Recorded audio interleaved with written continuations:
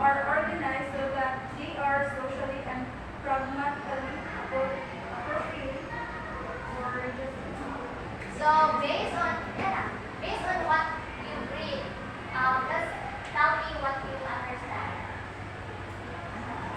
so for me, ma'am, it is about mastering the sound patterns of the language and pronunciation. Another idea. Wala? Wala. So knowledge of language discourse is basically knowing the pronunciation, knowing the grammar, knowing the vocabulary, like ang pagkalahit-lahit from the word discourse, may lahi-lahi translation. Language discourse, ang pagkalahit-lahit sa usage sa English language. So, more siya ang knowledge of language discourse. Again, sa ganito, ang pagkalahit-lahit sa vocabulary, pronunciation, and all. So again, requires mastering the sound patterns of the language and being able to pronounce the language intelligently at segmental levels. So if you know the first stage of the components of the speaking, then Malalitan, you are very good at pronunciation, vocabulary. Then you achieve the first stage of being competent in speaking. And the second one, we have the core speaking skills. Please read this among them. Our speaking skills include the ability to process speech quickly, to increase fluency, how to speech, in chanting, formulate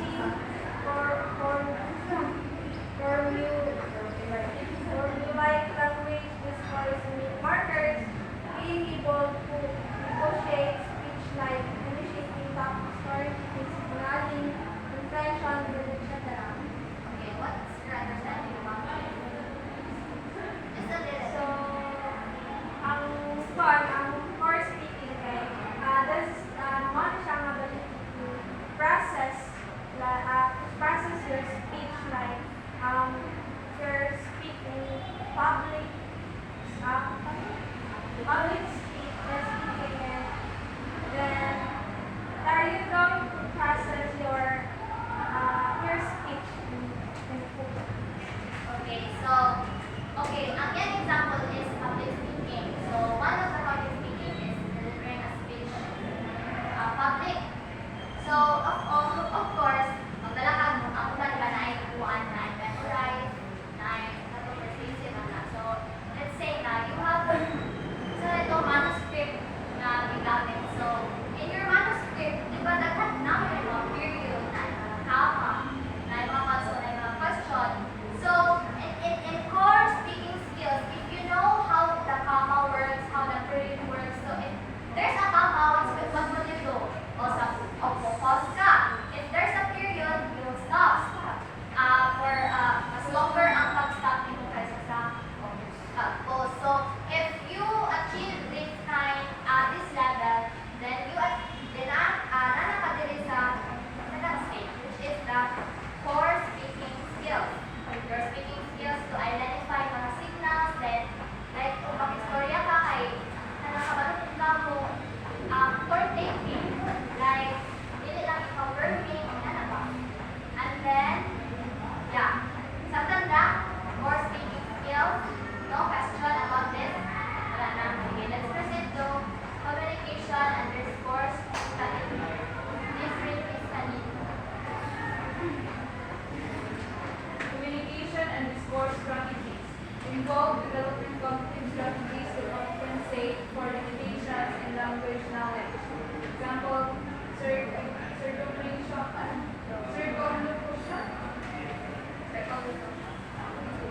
paraphrasing, gestures, word coinage, approximation, avoidance, and interaction strategies like asking for clarification or repetition, reformulating, and rephrasing. This is kind of strategy in speaking that involve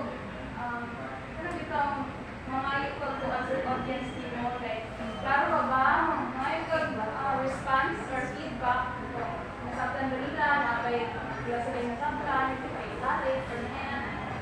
Actually, in the stage 3 communication and discourse strategies, it is the speaker's ability to strategize what they are going to say. Like, sa imuhang mga audience na kaya pupunta, sige na yung pag-speech niya, boring yung pagkain mo ang pinagsulti. So, dapat, if you are knowledgeable enough, and then you have creative thinking kung saan na po lang yung mga isulti para ma-entertain silang balik, then that is the communication and discourse strategy. So, we have to attain this, especially yung kita, mo ang teacher. Okay, sabi na, araw na itong klase, matunog, kalaot na katunog na yung kaya mga estudyante. So, dapat, we have to strategize our communication skills in order for them not to be bored or sleep in class. So, nakagod mo? Sorry guys. Natawag tayo yung tawag. Anyway. Sige. And then, knowing these components would enable the teacher to understand that every speaking lesson has to be supported with learning opportunities that develop the speaking competence of the learners across the three categories of knowledge of language and discourse, core speaking skills, and communication strategies. At some point in the speaking lesson, the teacher has to be very observant since students may need guidance or of a specific aspect of a language to become effective speakers. So, kani siyang tulo din kinahanglan as a teacher for you to achieve this in order for us to like makuha na ang student, makamalunta mga isa na ito ang istorya nila. Okay, especially karong si Sam, kaluto na diba si Sam, kinakabata na siya, hindi na siya katulog. Okay, then we have to, so tig-ingon dere, we have to be very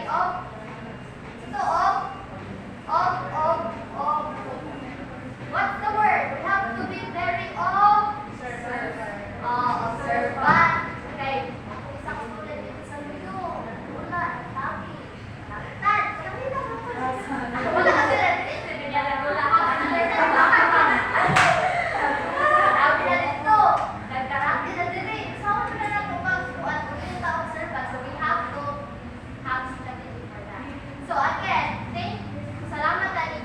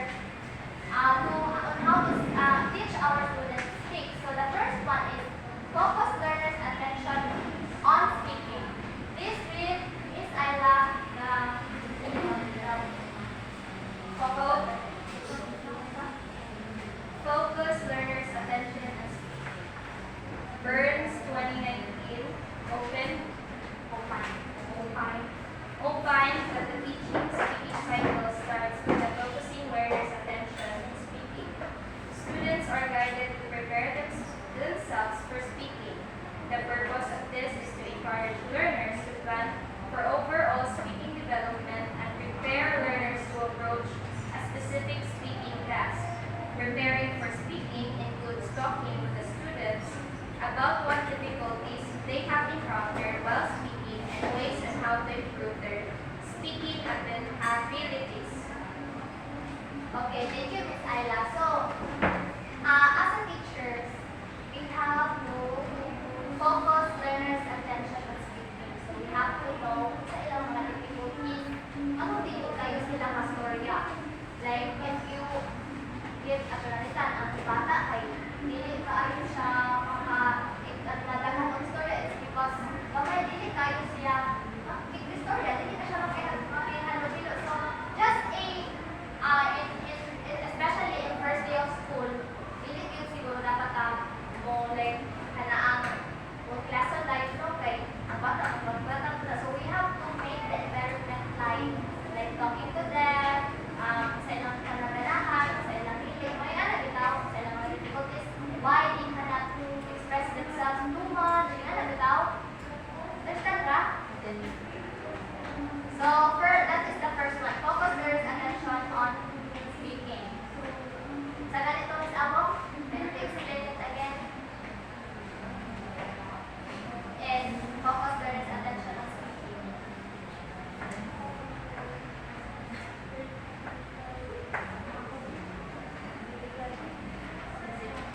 Ayaw, siya.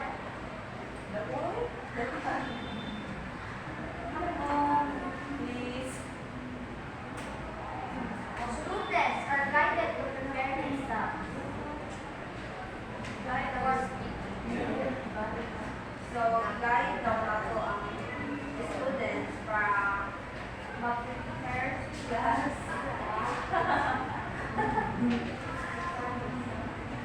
Mag-prepare sila sa speaking. Like, how would you guide a student?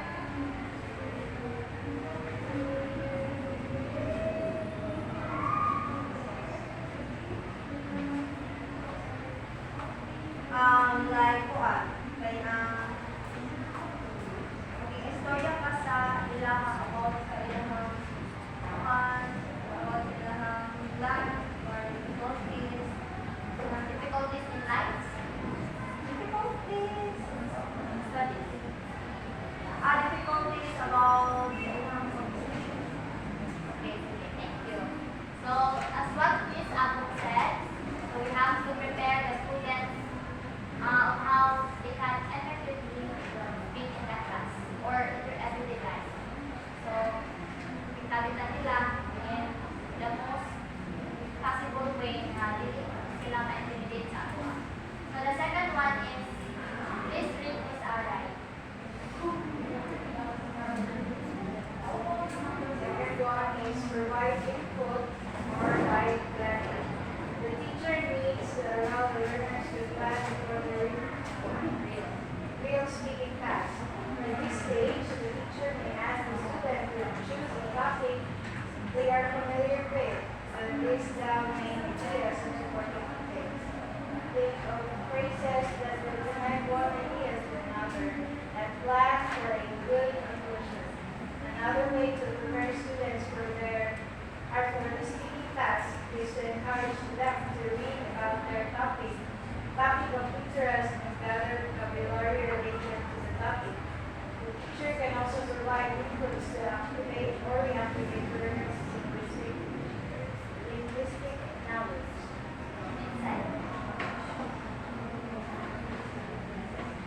So, from the word provide input or guide planning, the teacher must give the learners a chance to plan before the real speaking. So, for example, if si teacher kay mag-attend siya o let us say, example nga manuscript sa mga mag-public speaking. And then, before siya magkakaroon og activity sa mga bata, ilet sa niya mga bata to read the manuscript for them to know the flow of that public speaking or for them to understand what the content is. Kaya mas matabangan sa maestra na ang estudyante nakabalo na siya unsay style sa pagsulat og manuscript in the public speaking or kung saan pag-deliver ang public speaking. Kung dara, makatuna na sa estudyante, then if mag-hatag ang teacher of mga activity, then dili na din malista ng mga estudyante, i-provide na siya kung guys sa Okay, good. Alright, so again, kinahanglan ako, of course, di ba kanina sa ato activity, I told you to pick a topic na comfortable mo i-consulting. So, if taas-taas pa akong time, ang ato activity kinahanglan is magsulat with the essay or read it run. So, kanina activity, it could be applicable lang if taas-taas akong time ka lang. So, pwede na po siya, or dili na po i-apply din na to sa kung ikaw na teacher, we need to kanang i-rejuvenate bitaw na to ang bukuan. I mean, kanang di ba, ang kabalo mo kita sa student na sila yung mga past knowledge about certain topics. So, isa, through sa mga activity, murang mabalik ko ilang ka ba, ilang vocabulary, ma-ignite ko balik pa, ilang knowledge about specific topic. So, you let the students explore sa ilang mga vocabularies, sa ilang sa pag-practice sa grammar, sa sentence, ana. So, you have to again provide input or guide planning. So, sa na to, wala. Sige. Number 3 is conduct speaking tasks. So, ganyan niya.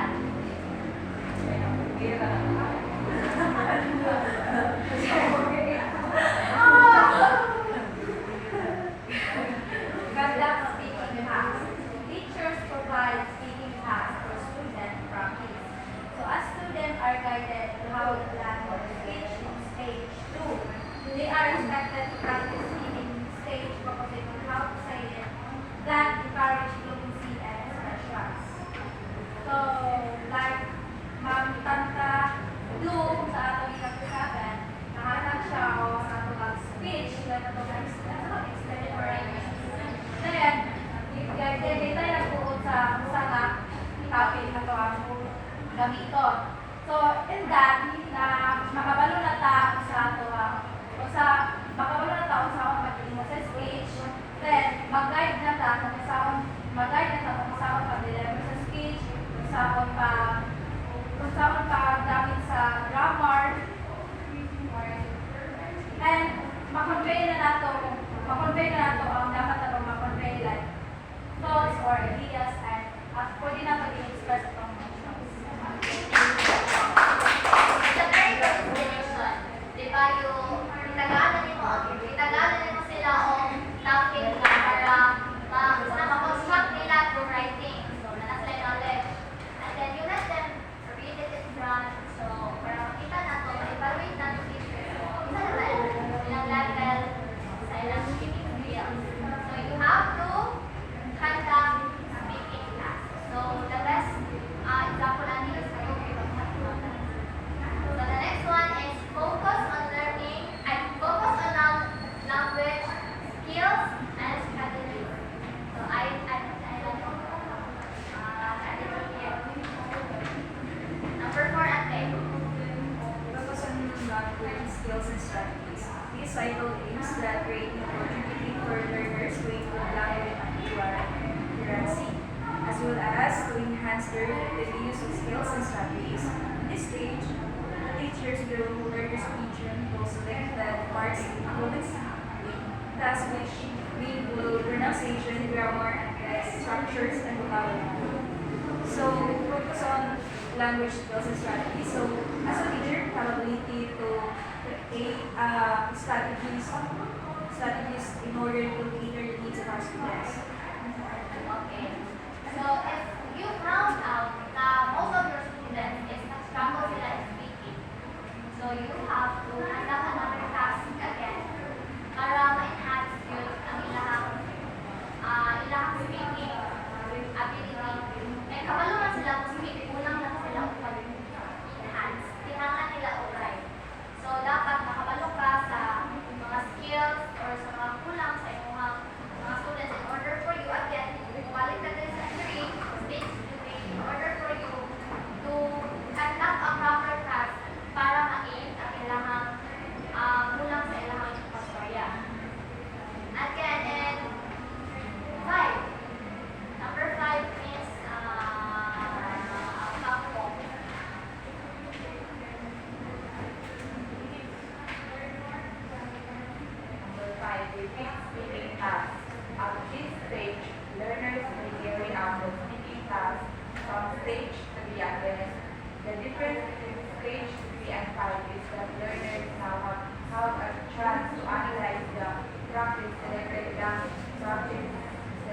language, items, or skills during page 4. These learners can apply this knowledge to enhance their performance. So, and something about this is that as a teacher needs to review the task, the speaking task, for the students to let them analyze kung ako sila nakaling or ako sa lakar sila really enhance sila speaking skills. Okay, thank you, Miss Carcampo. So, in stage number 2, we let the students to create a topic that they're comfortable enough to speak in public.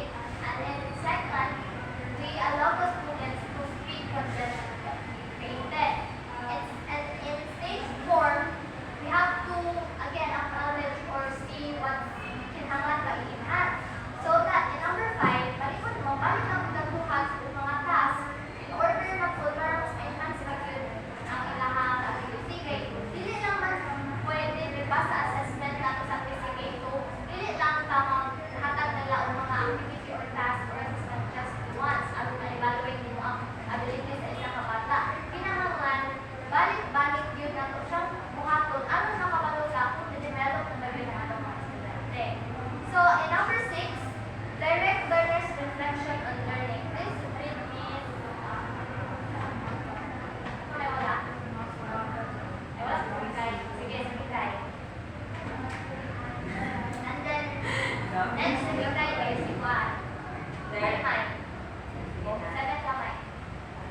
Direct learners reflection on learning. Students need to monitor their speaking activity. This stage enables the learners to reflect on their experiences when doing the speaking task. Reflection can be done individually in small groups or in pairs, which can focus on the following words systematically. Demands of the speaking task which students have become aware of.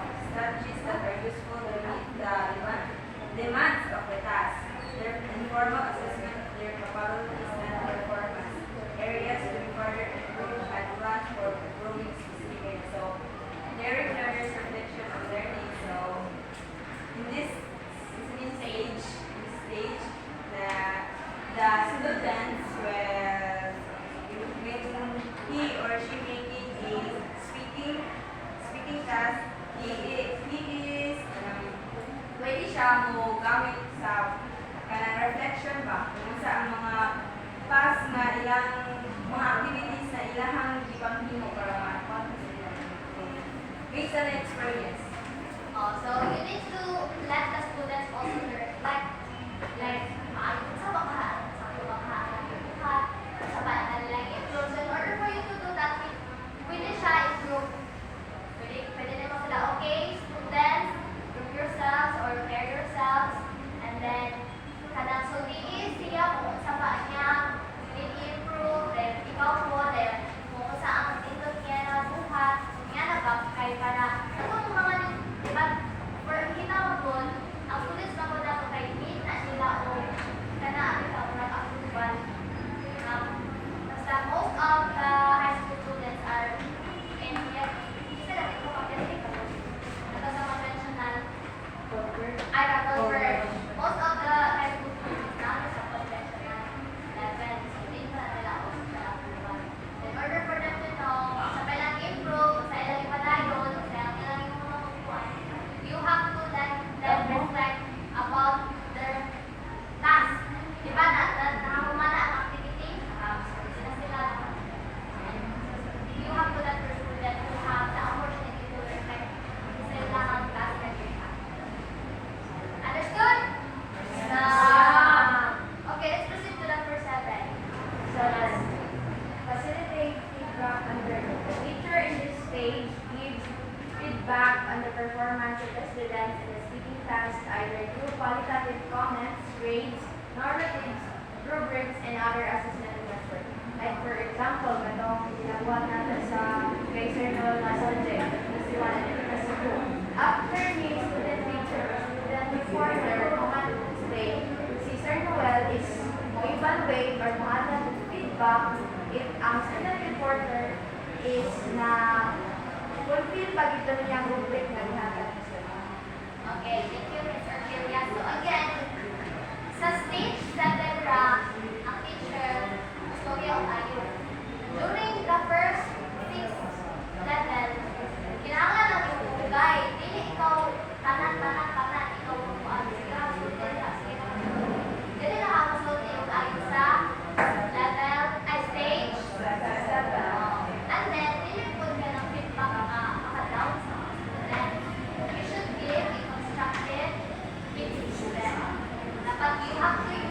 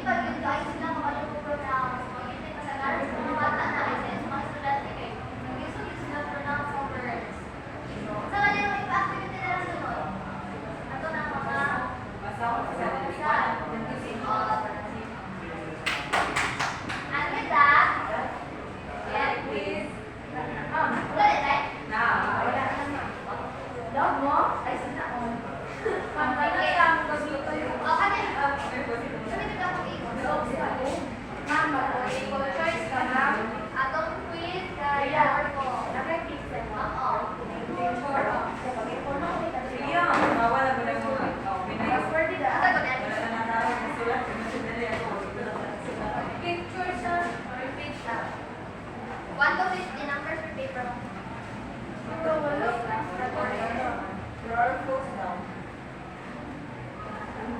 Hawak.